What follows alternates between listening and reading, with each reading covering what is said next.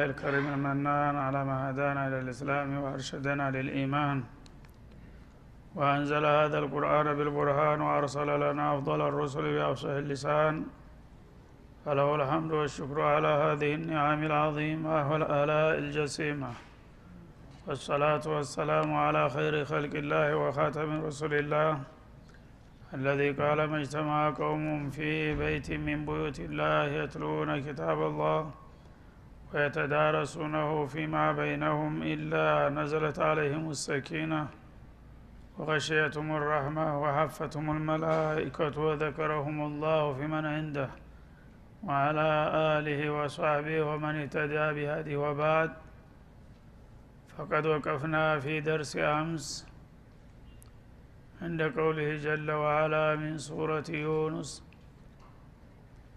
ولو شاء ربك لآمن من في الأرض كلهم جميعا أفأنت تكره الناس حتى يكونوا مؤمنين. الآية 99. فلنبدأ من هنا.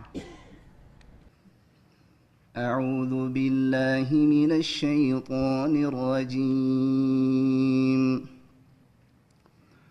ولو شاء ربك لآمن من في الأرض كلهم جميعا أفأنت تكره الناس حتى يكونوا مؤمنين. وما كان لنفس أن تؤمن إلا بإذن الله ويجعل الرجس على الذين لا يعقلون. قل انظروا ماذا في السماوات والأرض وما تغني الآيات والنذر عن قوم لا يؤمنون. فهل ينتظرون إلا مثل أيام الذين خلوا من قبلهم؟ قل فانتظروا إني معكم من المنتظرين. ثم ننجي رسلنا والذين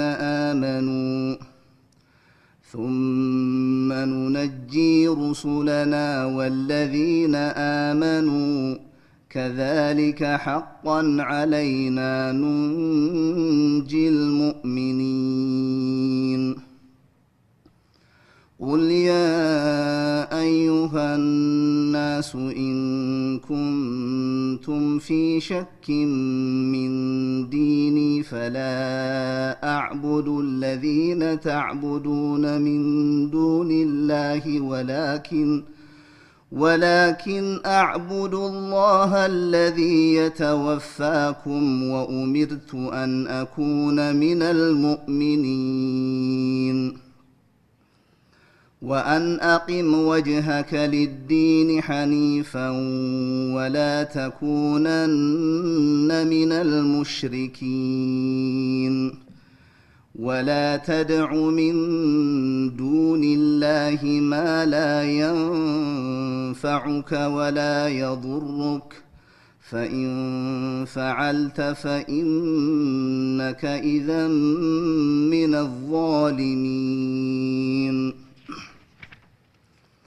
وإن يمسسك الله بضر فلا كاشف له إلا هو، وإن يردك بخير فلا راد لفضله يصيب به من يشاء من عباده وهو الغفور الرحيم. قل يا أيها الناس قد جاءكم الحق من ربكم فمن اهتدى فإنما يهتدي لنفسه ومن ضل فإنما يضل عليها وما أنا عليكم بوكيل واتبع ما يوحى إليك واصبر حتى يحكم الله وهو خير الحاكمين بسم الله الرحمن الرحيم ألف لام را كتاب أحكمت آياته ثم فصلت من لدن حكيم خبير ألا تعبدوا إلا الله إنني لكم منه نذير وبشير وأن استغفروا ربكم ثم توبوا إليه يمتعكم متاعا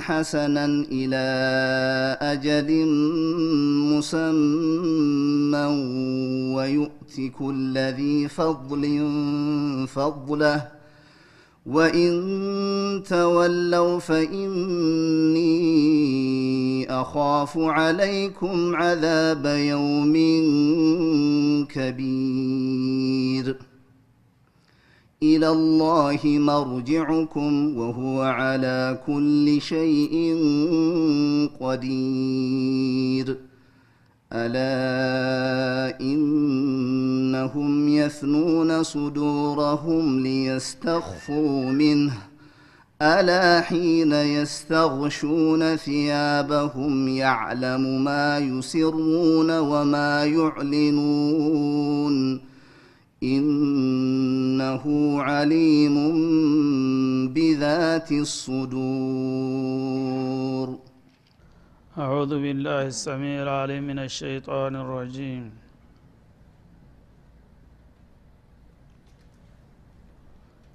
ولو شاء ربك لآمن من في الأرض كلهم جميعا الله سبحانه وتعالى በየጊዜው እንዳስፈላጊነቱ የተለያዩ ነብያትን እንደላከና ኩቱቦችን እንዳወረደ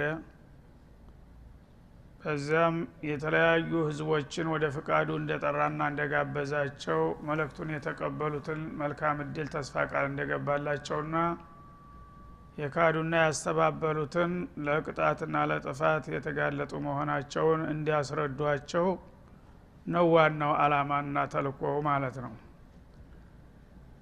ይሄ ሁኔታ ከተደረገ በኋላ ግን ወሳኙ እሱ መሆኑን ያሳየናል። ነብይ ተላከ፣ ኪታብ ተወረደ፣ ዳዕዋ ተደረገ ማለት ሁሉ ሰዎች የሚፈልገውን አቅጣጫ ያዙ ማለት አይደለም።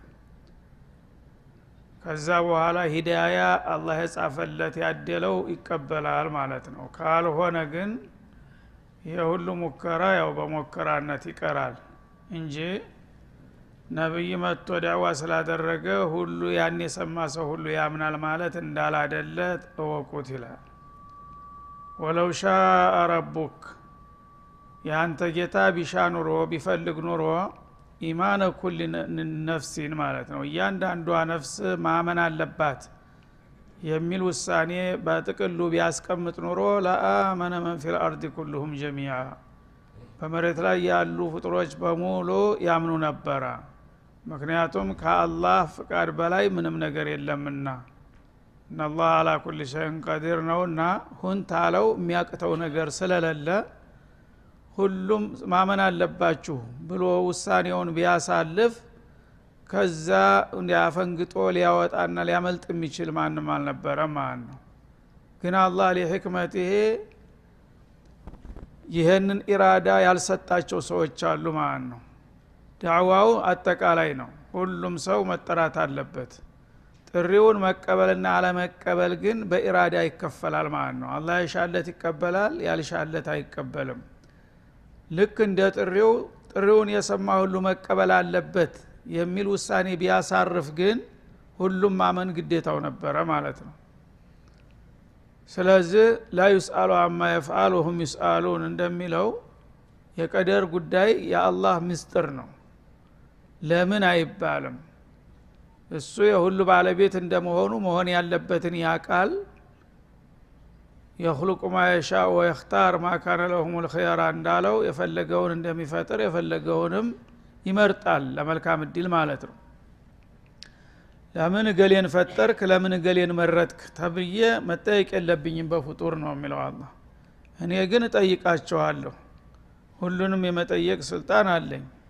እናንተ ግን ወደ ላይ እንደገና ለምን ገሌን ካፊር አረከው ለምን ገሌ ሙእሚን አረከው ብላችሁ ልትጠይቁ አይገባችሁም ይላል። ለምን ይሄ የራሴ ምስጢር ነውና የማጠማው ለምን እንደማጠማው ምክንያቱን እኔ ያውቃለሁ፣ የማቀናውንም ለምን እንደማቀናው እኔ ያውቃለሁኝ።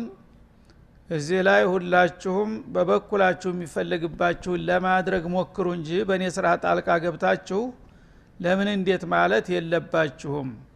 ብፈልግማ ኑሮ ሁሉንም ሰው በጅምላ አሳምነው ነበር፣ ነብይም ሳይላክ ኪታብም ሳይወረድ በተፈጥሮ በቀጥታ ዝም ብሎ ኢማን ሊያስገባበት ይችል ነበር ማለት ነው።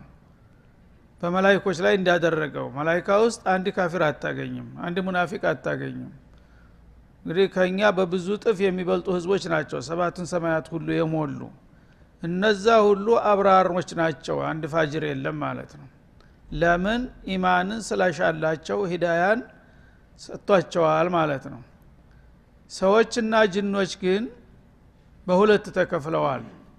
አላህ ሂዳያ የሰጣቸው ጥሪውን ተቀብለው አመኑ፣ ሌሎቹ ደግሞ ጥሪው ቢደርሳቸው ለመቀበል አልታደሉም ማለት ነው። ይህን ማወቅ አለባችሁ። ወለው ሻአ ረቡከ ለአመነ መን ፊል አርድ ኩሉሁም ጀሚዓ፣ ጌታ ሁሉም በምድር ላይ ያሉ ፍጥረታቶች ማመን አለባቸው ብሎ ቢሻ ኑሮ እንደ ሻውም ያደርገው ነበረ፣ ሁሉም ያምኑ ነበር። አፈአንተ ትክሪሁ الناس حتى يكونوا مؤمنين፣ ታዲያ ይህን ነገር ዘንግተህ አንተ ሰዎችን ማመን አለባችሁ ብለህ ልታስገድዳቸው ትሻለህ እንደ ይላቸዋል ነብዩ አለይሂ ሰላም። ሰውዩም ነብዩም ቢሆን ሰው ናቸውና ካነ ሐሪሰን አላ ሂዳየት البشريه፣ የሰው ልጆች በሙሉ ሂዳያ ውስጥ እንዲገቡ ጥረታቸውና ምኞታቸው ነበር። ስለዚህ እንዴት እኔ ተልኬ ይህን የመሰለ መመሪያ ይዤ መጥቼ ለዱንያ ለአኺራ የሚበጃቸውን እየነገርኩና እየመከርኳቸው ለምንድነው ሰዎች የማይቀበሉኝ? ምን አይል በእኔ ድክመት ይሆን ማስረዳት አልቻልኩም ይሆን እያሉ ይጨነቁ ነበር። አንተ መልእክት አድርስ ነው እንጂ የተባልከው እኮ ሂዳያ አከፋፈል አልተባልከም አላቸው። ሂዳያ በእኔ እጅ ናት ሁልጊዜ። አንተ መልእክትህን ታደረስክ በኋላ ያ የዘራኸው ነገር ብቀል አልኩበት ቦታ ይበቅላል፣ አላልኩበት ቦታ ደግሞ አይበቅልም። አንተ ግን ከማስተማርና ከማስጠንቀቅ አልፈህ በግድም በውድም ሰዎች ማመን አለባቸው ብለህ ልታስገድዳቸው ነው እንደ የሚያምርህ አላቸው። ይሄማ ነገር መሆን ቢገባው ኑሮ እኔ ነበርኩ ማደርገው እኮ፣ ሙሉ ኃይልና ስልጣን ያለኝ በቀላሉ ላደርግ የሚችለው እኔ እንኳን አላደረኩትም። አንተ ታዲያ ሁሉም ሰው ካላመኑ ብለህ ለምን ትጨነቃለህ?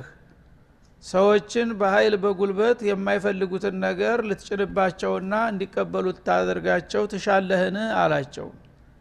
ይሄ ደግሞ መሆን ያለበት ነገር አይደለም። አላህ Subhanahu Wa Ta'ala ለሰው ልጆች ምርጫ እንጂ ጦንቻን አይደለም የፈለገው ማለት ነው። የሚጠቅማችሁ የሚበጃችሁ ይሄ ነው ብሎ ይነግራቸዋል፣ ያሳውቃቸዋል። እሺ ጥሩ ነው ካንተ ጌታችን ያወቀና ለኛ የሚያስብ የለም ብለው በቅንነት የተቀበሉት ሂዳያ አገኙ ማለት ነው። አይ አንተ አያገባህም ከፈጠርከንና ተረዘከን ከዛ በኋላ ያለውን ጉዳይ እኛ ራሳችን እናቃለን የሚሉ ከሆኑ ደግሞ እንግዲያውስ ጥሩ የሚያዋጣችሁ ከሆነ በመረጣችሁት ቀጥሉ ይላቸዋል እንጂ ያለውል በግድ ማመን አለባችሁ ብሎ አያስገድዳቸውም። ይሄ ከሆነ ኢማን በፍቃድ መሆኑ ቀርቶ በግዳጅ ይሆናል ማለት ነው። ስለዚህ አጎታቸውን አቡ ጧሊብን ለማሳመን ያደረጉት ጥረት ይህ ነው አይባልም። ግን በመጨረሻ ኢነከ ላ ተህዲ መን አህበብተ አላቸው። አንተ የወደድከውን ሰው ልትመራው አትችልም፣ ወላኪን አላህ የህዲ መን የሻ። ግን አላሁ አልቀዲር አልዓሊም አልሐኪም የሆነ ጌታ የፈለገውን ይምረዋል፣ የፈለገውን ያስተምረዋል፣ ያስረዳዋል እንጂ አንተ እንዳልከ አይደለም አላቸው። እንግዲህ በሰው ግምት ቢሆን ኑሮ የመጀመሪያ እድል ማግኘት ያለበት አቡ ጧሊብ ነበር። ምክንያቱም ከመነሻ እስከ መድረሻው ህይወት ውስጥ ካለ ድረስ ነብዩን ለመርዳት ወደ ኋላ ያለበት ጊዜ የለም። ግን የሚረዳቸው አላማቸው ሐቅ ነው ብሎ ሳይሆን በጎሰኝነት ስሜት ነው። እኔ አጎቱ እያለሁ ማን ነው የሚያጠቃው ይል ነበረ ማለት ነው። ወደ ሂዳያና ቶሎ ሲባል ግን ኢኒ ላ ኡሂቡ አን ተዕልወኒ እስቲ አለ። ሱብሃንአላህ። እና አሁን ታመንኩኝ ስገር ልትሉኝ ነው፣ ከሰገርኩ ደግሞ ቂጤ ከራሴ በላይ ሊሆን ነው እና ቂጤ ከራሴ በላይ እንዲሆን አልፈቅድም ማለት ትቢቱ ማለት ነው። ለፈጠረ ጌታ ምን አለበት ቢባል አበደን። ስለዚህ አላህ ኩራትን አይወድም። ኢነላህ ላ ዩሂቡ ኩለ ሙኽታሊን ፈኹር ይላል። ኩራት ያለበት ሰው ሚስቃለ ደራ እንኳ ቢሆን የጀሃነም ነው ያሉት ለዚህ ነው ማለት ነው። እና ሂዳያ በአላህ እጅ ነው። እንዲህ አይነት ትቢትና ኩራት ያለባቸውን ሰዎች እመኑ ብሎ በግድ እጃቸውን ጠምዝዞ ቢያሳምናቸው ይችል ነበር። ግን በዛ መልክ ማሳመኑ ምን ሊፈይድ? እነሱ በፍቃዳቸው ታልተቀበሉ የመረጡትን ነገር ይዘው መጓዝ ይችላሉ። በመጨረሻ ግን ኃላፊነቱን ይወስዳሉ ማለት ነው። ስለዚህ እስላም ገና ከመነሻው ሰዎችን ያለ ፈቃዳቸው እንዲያምኑ አያስገድድም። ታሁን ቀደምም አልበቀራራይ እንዳለፈው ማለት ነው። ላ ኢክራሃ ፊዲን ቀድ ተበየነ الرشد من الغي فمن يكفر بالطاغوت ويؤمن بالله فقد استمسك بالعروة الوثقى لا انفصام لها። በዲን ሰዎችን ያለውል በግድ ማመን አለባችሁ ብላችሁ እንዳታስገድዷቸው፣ ዳዕዋ አቅርቡላቸው። ተዛ በኋላ ምርጫቸውን ራሳቸው ይውሰዱ፣ ጫና አታድርጉባቸው ነው ያለው። የአላህ ጥላቶች ግን እስላም በሰይፍ ነው የተስፋፋው፣ ታላመናችሁ በስተቀር እንሰይፋችኋለን እናጠፋችኋለን እያሉ አሸባሪዎች አስገድደው ነው ህዝቦችን ወደ እስላም እንዲገቡ ያደረጓቸው እያሉ የሚያወሩት ምን ያህል እንግዲህ አይን ያወጣው ውሸት መሆኑን ያረጋግጣል ማለት ነው። የአላህ መልእክተኛ እንደዚህ ጌታ በግልጽ እየነገራቸው ላኢክራሃ ፊዲን እያላቸው አፋንተ ትክሩና ሰያላቸው እንዴት አድርገው ነው ሰውን በሰይፍ የሚያሳምኑት? ስለዚህ ስም ለማጥፋት ያው የእስላምን ምስጢርና እሴት የማያውቁትን ሰዎች እውነት ይሄን አቋም ያለው አስመስሎ ከእስላም ለማስበርገግ ሲሉ ሸያጢን الانس والجن ውሸታቸውን እስላም ሰዎችን አስገድዶ ነው ያስገባቸው ይላሉ ማለት ነው። ይሄ ደግሞ በምንም አይነት ተቀባይነት የለውም። ኢማን ማለት ራሱ ትርጉሙ ምን ማለት ነው?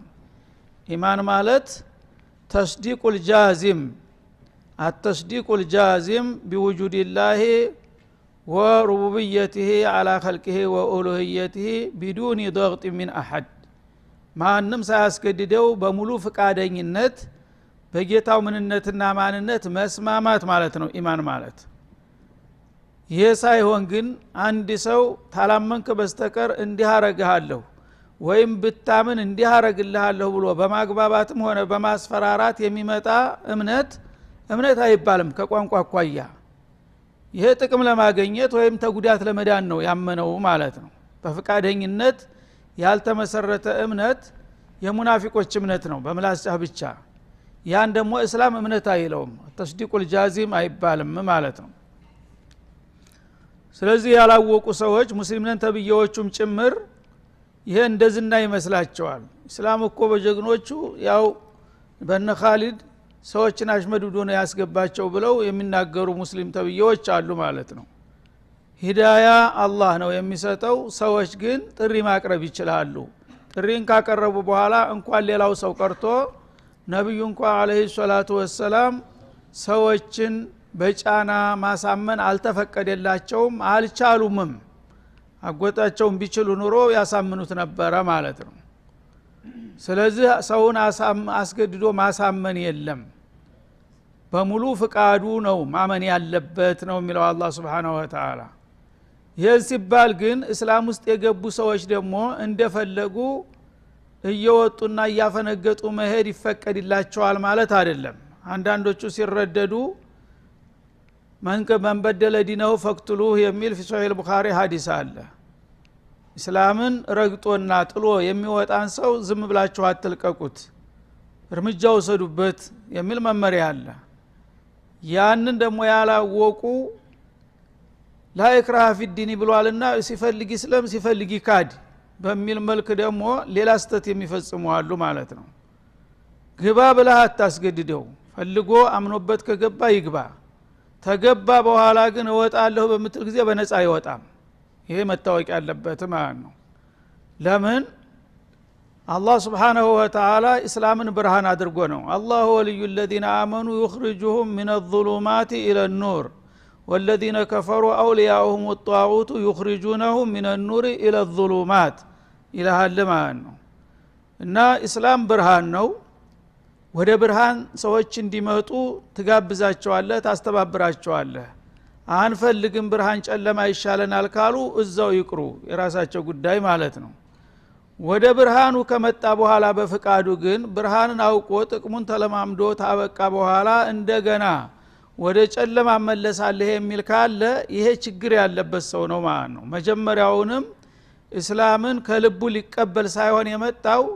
ለተንኮል የገባ መሆኑን ያመለክታል ማለት ነው ስለዚህ እስላምን ሲያጠና ቆይቶ ለመምታት የተዘጋጀ ነው በተጨባጭ የሚታየው እንደዚህ ነው አንዳንድ አወናባጆች ሳይሰልሙ ሰለምን ብለው ይመጡና ሚሽኖች ይርቋቸዋል ይቀጥሯቸዋል ሰለምን ተብለው ዝንክብካቢ ሲደረግላቸው ከቆዩ በኋላ ሄደው እንደገና እኔ እስላም ባለውን እኮ ህጃ አየሁት እዚህ ግባ የሚባል ነገር አይደለም እያሉ እንደገና ሌላውን የዋውን ህዝብ መስበኪያ ያደርጓቸዋል ማለት ነው ያ መጀመሪያ ለኩይ የተልኮ ነውና የመጣው እውነት ትክክለኛ ዲን ቢፈልግ ኑሮ ማንም አቅል ያለው ሰው እስላምን አይቶ በእስላም አቋያ እስላምን የሚያስንቀርቶ የሚያክል እንደሌለ የታወቀ ነው ስለዚህ የለየለት አወናባጅ ስለሆነ ከእስላም ወጣለህ የሚል ሰው ሸሪዓት الاسلاميه ቁዋ ካለው በነፃ አይለቀውም አያወጣውም ማለት ነው እንዲገባ ግን አያስገድደውም እነዚህ ሁለት ነገሮች መታወቅ ያለባቸው ነገሮች ናቸው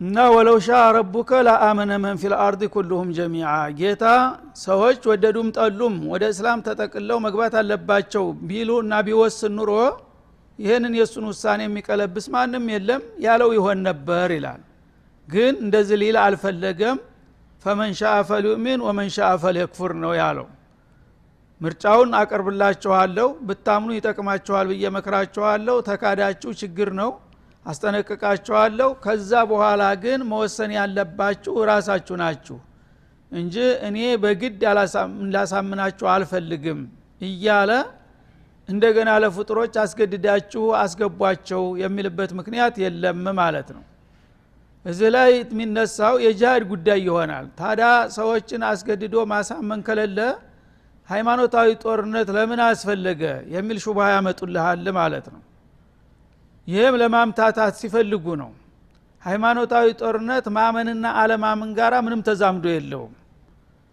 በታሪክ በእስላም ታሪክ አንድ ሰው ታላመንክ በስተቀር ተብሎ ሰይፍ የተመዘዘበት ሰው የለም ውሸታሞች ናቸው የሚያወሩት ማለት ነው እንግዳውሳ በተቃራኒው ነው እስላም ለምን አመጣችሁብኝ ብሎ እሱ ነው ሰይፍ የተመዘዘው ማለት ነው ካፊሩ በታሪክ ተመነሻ እስከ መድረሻው አሁንም ድረስ ያለው እስላም ሊወረን ነው እያለ ራሱ በሚፈጥረው ውጅንብርና እንትን በእስላም ላይ ዘመቻ ይከፍታል ማለት ነው በእስላም ላይ ዘመቻ ሲከፍት ደግሞ የእስላም ባለቤቶች ሰዎች እንደዚህ ምድር ላይ የፈጠራቸው እንዲኖሩ ነው መብት አላቸው ስለዚህ የፈለግነውን እምነት ይዘን ለምን አንኖርም ተውን እንጂ ሲሏቸው እኛ ለቆቻቸው ያልላችሁና የመረጣችሁን እንጂ ተዛውጭ መከተል የለባችሁም ብለው ጫና የሚያረጉት ራሳቸው ናቸው ያነ ተራስ ላይ የመከላከል ግዴታ ይኖርብሃል ማለት ነው አንተ ውሸቱን ይዘ በኔ ላይ ልትጭንብኝ ስትሞክር እኔ ደግሞ እውነቱን ይዤ መሞት ፈልጋለሁኝ ይልና ከራሱ ላይ ለመከላከል ሲል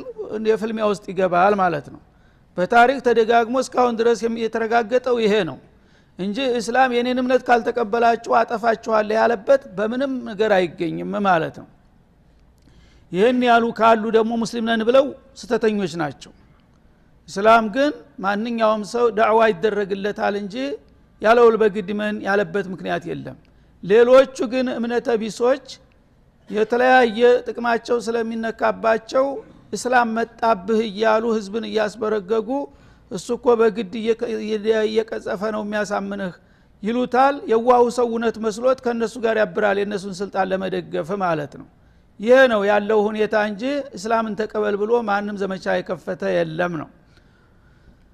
ስለዚህ ፈቃቲሉ አኢመተል ኩፍሪ ኢነሁም ላ አይማነ ለሁም ይላል። ይሄንን ደባ የሚሰሩት እነዚያ በኩፍር ቁንጮ ላይ ያሉት አለቆቻቸው ናቸው። ተራው ህዝብ ምንም የሚያጣላው ነገር የለም እና አማራጭ ታቀርብለታለህ። እሱም ክርስትና ያቀርብለት፣ ይሁዲያ ያቀርብለት፣ አንተም እስላም አቅርብለት። ከዛ በኋላ አቅሉን ተጠቅሞ ይሄ ይሻለኛል ሲል መብቱ ቢከበር ምንም ግጭት አይኖርም ማለት ነው። ይሁዲያ ይሻለኛል ያለውም ታልቅ የመረጥከውን ይዘክር፣ ነስራንያ ይሻለም ካልክ የመረጥከውን ይዘክር፣ እስላም ይሻለኛል ካል ይሄን መብት ማን ሰጠው? ለህዝብ አልሰጠውም። ለራሳቸው ኩርሲ ሲሉ እንደዚህ አይነት አረመናዊ አባትን ያትን ሃይማኖት የሚደመስ መጣብህ ተነስታጠቅ ይባላል እንጂ ተወዳድረው አስረድተው ሊያሳምኑት አይፈልጉም ማለት ነው። ምክንያቱም ያ ከሆነ እስላም እንደሚያሸንፋቸው ያቃሉና የነሱ ቅራቅንቦ ስለሆነ የሚጨበጥ ነገር ማዕቁል አይደለምና ማለት ነው። ሰዎች ግን ያው ባላቸው እንግዲህ መሳሪያ ተጠቅመው በተገላቢጦሽ አጭበርባሪዎቹ ውሸታሞቹ እውነታም ሆነው እውነተኞቹን ደግሞ ያልሆነ ስም ይሰጧቸውና ያጠቁሩላቸዋል ማለት ነው። ይህንን እንግዲህ ማስረዳትና ማሳወቅ ያለብን እኛ ሙስሊም ነን ባዮቹ ባለቤቶቹ ነን። እስላም ባህሪው ምን እንደሆነ እውን ያስገድዳል፣ እውን በሰው ላይ ጫና ያሳድራል የሚለውን እኛን ማሳወቅ ሲገባን እኛን የሚያስረዱን አሁን እነሱ ናቸው በተገላቢጦሽ። ዲናችንን አናቀውም የእናንተ ሃይማኖት እኮ እንደዚህ ብለው ነው የሚነግሩን ማለት ነው። እዛ ጊዜ አንገታችንን እንደፋለን እናፍራለን እውነት መስሎን ማለት ነው። ስለ ሃይማኖታችን መረጃ የምንቀበለው ከነሱ ነው። እኛ ባለቤቶቹ ምንጩን ተመርኩዘን ይሄ እኮ እንደዚህ ነው የተሳሳተ ነገር አትናገር ማለት ሲገባን በእነሱ አሉባልታ እኛ ጭምር ራሱ ሰለባ እየሆነ ነው ማለት ነው። هذا وصلى الله وسلم على النبي وعلى اله